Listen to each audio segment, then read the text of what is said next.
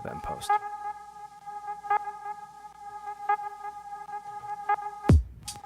Hello, everybody, and welcome to Pool Focus, the cinema-based entertainment podcast where three freelancers and you come together to talk shop. So, guys, we're just going to jump into this a little bit and not be completely traditional in regards to, the usual intro and that kind of thing. It's me, it's Bert, it's Andres, and one of the things that we are not pressured, but one of the things that we think is appropriate to talk about, seeing as there's a lot of just... it's like it's something that needs to be addressed, is Harvey Weinstein and the whole situation going on in regards to his sexual harassment, and most recently, the possible rape of some actors that came up in Hollywood. We don't want to be too much of a downer. We're pretty much of a tongue-in-cheek kind of podcast when it comes to film and that kind of thing. But my two brothers in crime here and myself, we can't disregard the fact of the impact that this kind of thing pops up. So let's get down to brass tacks in regards. So we're not going to take up too much of your time, but we thought that it was important for us to really talk about this. Very recently, there have been a number of actresses that have come out and have spoken about the really just disgusting ways in which Harvey Weinstein, a major Hollywood producer, has come up and was propositioning them for sexual favors, harassing them sexually over, the past few decades, and just going through and just quite honestly ruining people's lives, primarily female actresses who were put in terrible positions in regards to it. And again, we don't want to take up too much of your time, but my cohorts and I thought it was appropriate to really just discuss what's going on in regards to this guy's behavior, the possible logic behind it, the way in which it resonates in the community. Because even though it is happening in Los Angeles, we've proven it. We have a huge community here in Salt Lake, in Utah, that does work and does get affected by the ripples that are started in LA, the center for movies in general. So I'm going to throw it out there to my two cohorts, to Mr. Robert Andres, to Mr. Humberto Estrada, and I just got a big question for you guys in regards to this. I mean, as freelancers, as lovers of film, this is huge. How big is the negative circumstance that comes in regards to one of the major production companies being guilty of just this terrible shit, man? Well, I think it damages the entire idea of what entertainment industry is. Yeah. Right? I mean, it's forever tainted. It always will be whenever any of these accusations, allegations, confessions, whenever they come to light, that's when everybody talks about it, and then it just disappears for a while, and then it comes back. I mean, how many times have we heard it over the years? Yeah. Right? Yeah. So this is the most relevant because this is happening now. But ultimately, if anybody has been sexually harassed or taken advantage of, that's just an inappropriate and unfortunate and tragic thing. It's just really it's really hard to fathom, but I mean, I've had people that I know that have been in that situation. Do you mind talking about that a little bit? Well, not in specifics, yeah, because of course. I haven't talked to any of them in any detail. But I mean, it's just like, I went to LA when I was in my 20s, right? And I saw things that. If it's consenting adults, great, it's consenting adults. Mm-hmm. But if it's an area of pressure, if it's an area of gain, if it's an area of manipulation or aggression or anything else, anything outside of consensual situations, it's not right. Yeah. It's a moral thing. It's an ethical thing. It's a business thing. Yeah. Well, he's a pig. Yeah. Stop. I mean, like the thing about it is that any time that in any field, in any type of work, when you can use your power to subjugate somebody to do something against their will, fuck him. Yeah, for sure. And the thing is that, as you're going through the pages there, it is one of the oldest stories when it comes to a studio exec, come suck Pappy's, pee-pee and you get the role, and it kind of sucks when you're young and you're just starting out and you don't know what's going on. And so it's like, it takes Predator to a new level and it's understood. The thing that makes it sad is the Weinstein name and the films that it has been involved and the star power and the type of, like being a child of watching movies in the 90s, it's sad. Yeah. How torn are we all in regards to this when we realize that, it was brought up before we started recording this little, this, I guess it's not really a quick fire, but like the shorter episode, it's a nut job. It is. But how many independent films in the 90s that we wouldn't see, great pieces of artwork that were provided to us by the Weinstein Company, and now we find out that this guy was a predator, and what really kind of like really boggles my mind a little bit is just that. This is proof that that old wives' tale, for lack of a better term. I know it isn't. I don't mean to be insensitive to people who have dealt with this or anything. But the whole thing is like that. There's an ongoing thing in Hollywood in the film industry where it's like, okay, well, shake my hand and I'll do you a favor. Only the handshake turns out to be something a lot worse.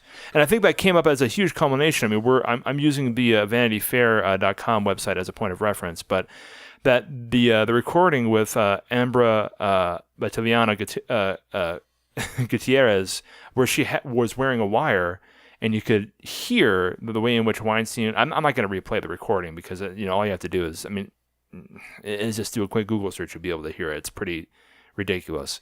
And this guy was openly harassing this poor young lady and going through ways in which he could definitely use his power to coerce her into something that she didn't want to do.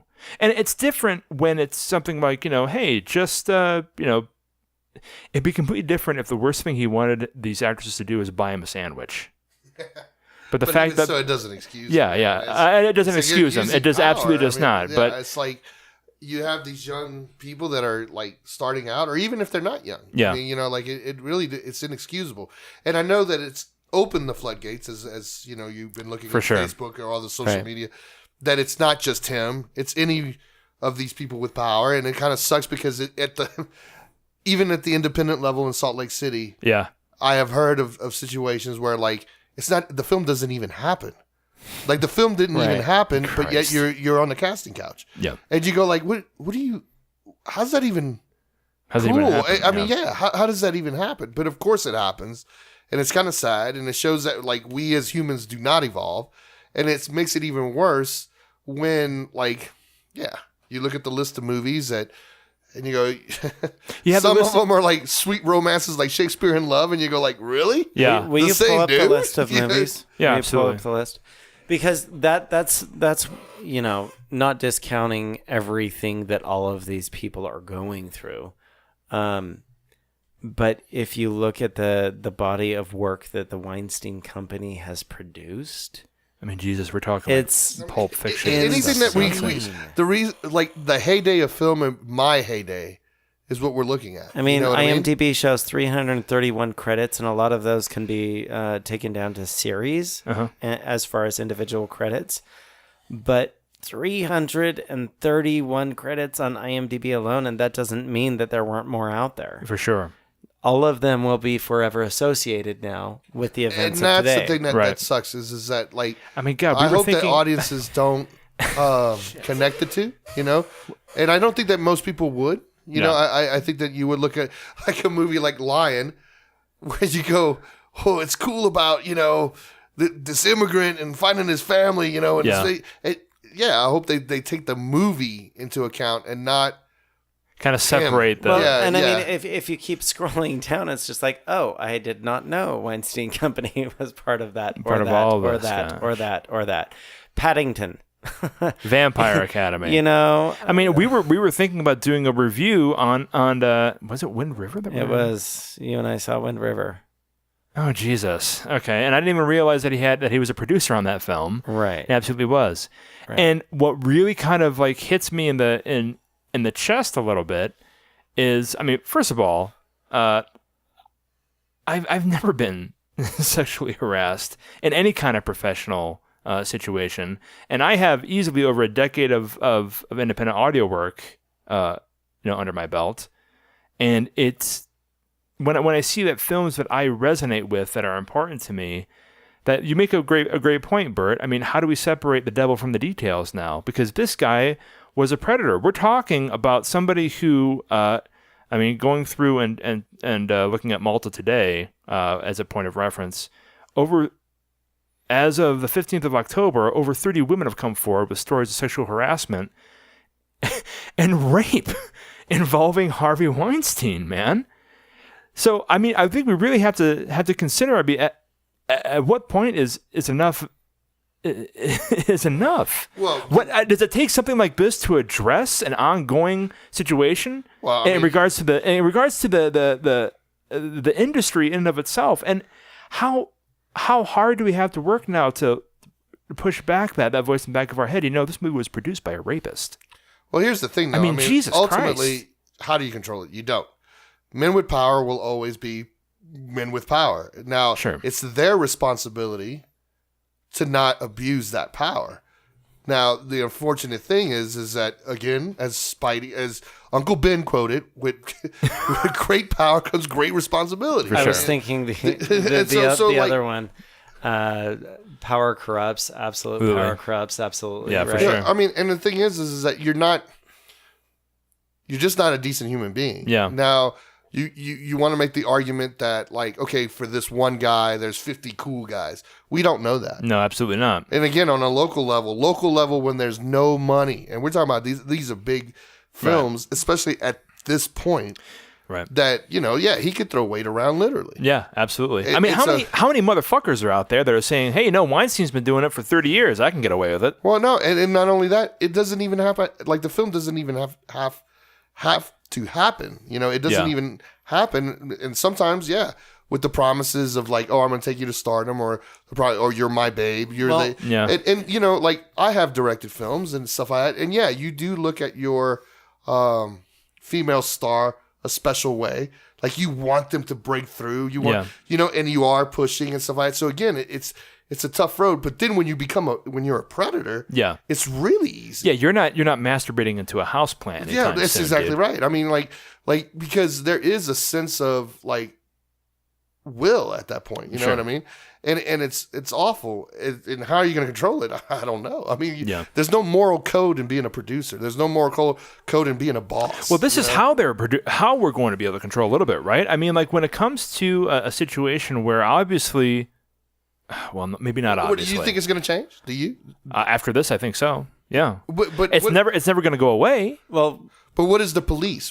How do you police it? That's an excellent question. I don't know that you can police it because through public opinion, apparently. Well, for one, him. I mean, for one, right. you only know if it happens if people come forward and say that it happens. And that's fair. So that's one. That's fair. And apparently, you need over 30 people to come forward. Jesus Christ, I mean, it's the same thing that happened with Bill Cosby.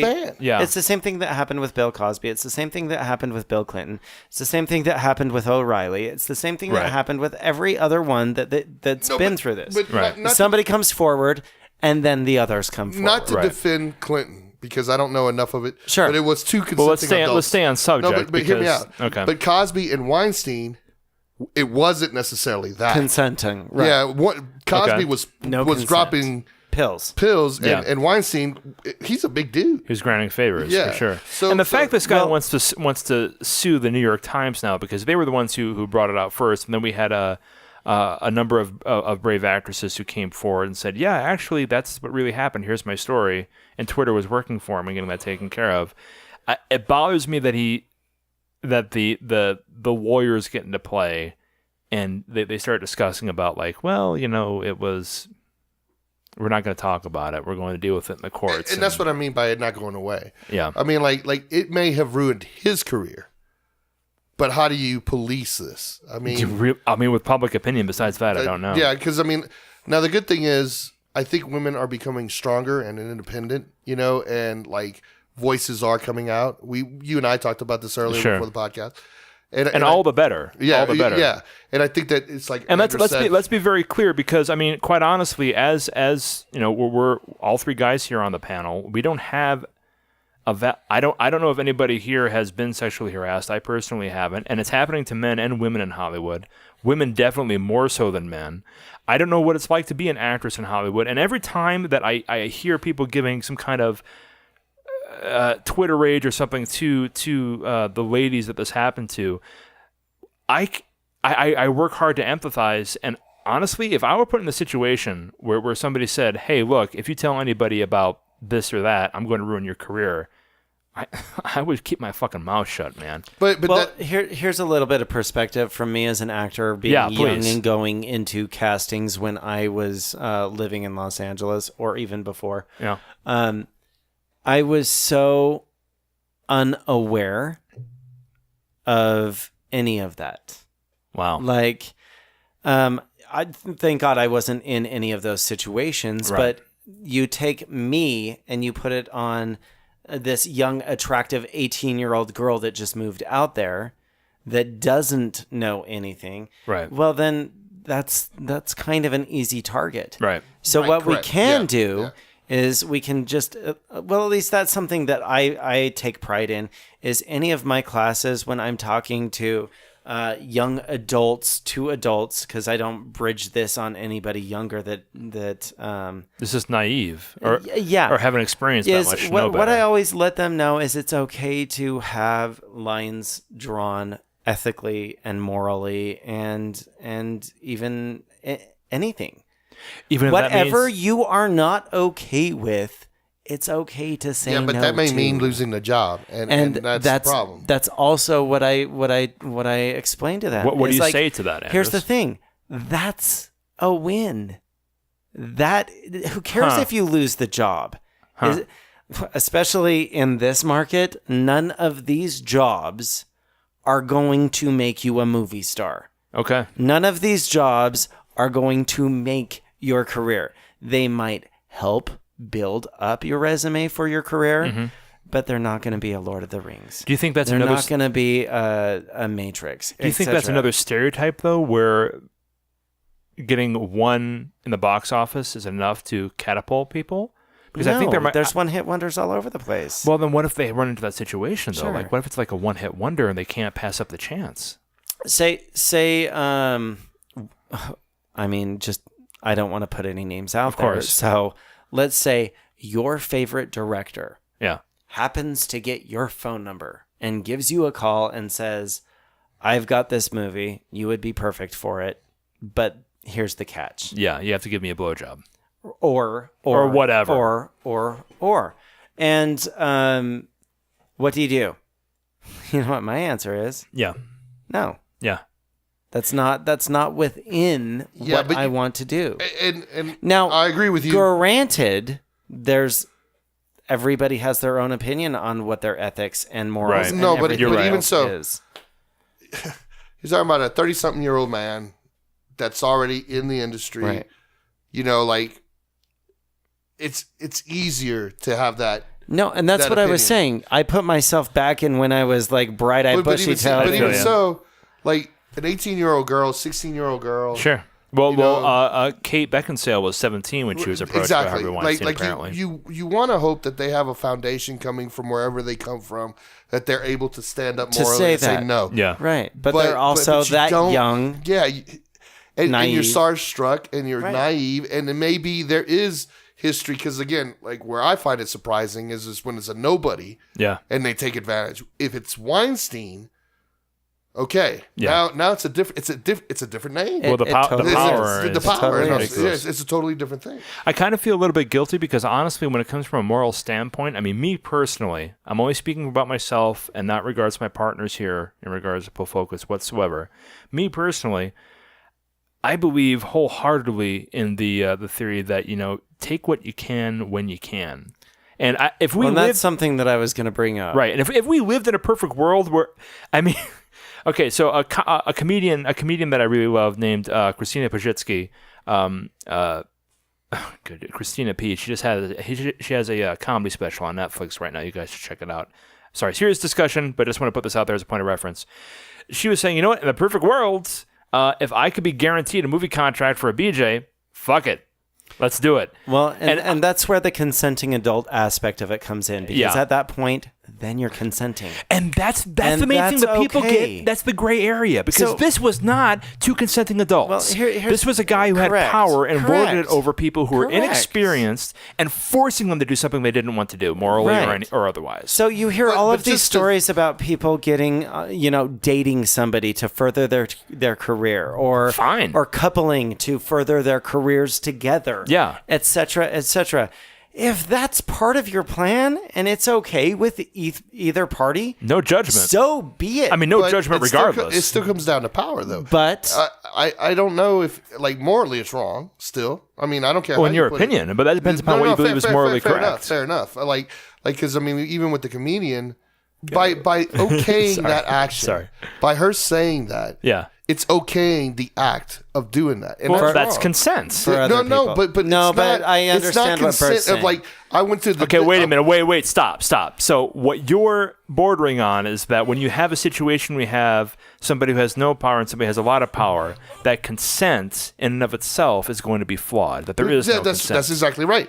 If I'm going to a bar and I meet a girl neutrally, hey, how you doing? Blah blah blah, and we go home and we have. Never thought of it that way. BJ. But this is, I will give you a career. I'll give you a career if you give me a blowjob. It's wrong. Now, it's absolutely wrong. I'm not arguing that. She may consent to do it, but it's still wrong. And that gives those men power. Okay. Because he got away with it. I'm talking to Andrews. Let's say he's another producer. I mean, we saw that with the stupid Trump thing during the campaign. Absolutely. It's on record where it's like, hey, man, I got away. I just touched your boob. Oh, that's not a bad idea. Yeah. He goes and does it too. No. You know what I mean? And so it's still wrong. So you're saying that even though people can argue that there may be consent in regards to a relationship, if it's built upon the relationship that somebody is going to have more power than the other, ultimately, regardless of which is now a word, by the way. Yeah, thank you. So it's going to be flawed. Yeah, because it's still power. It's still predator prey. Well, then how do? Oh God, I don't want to say it.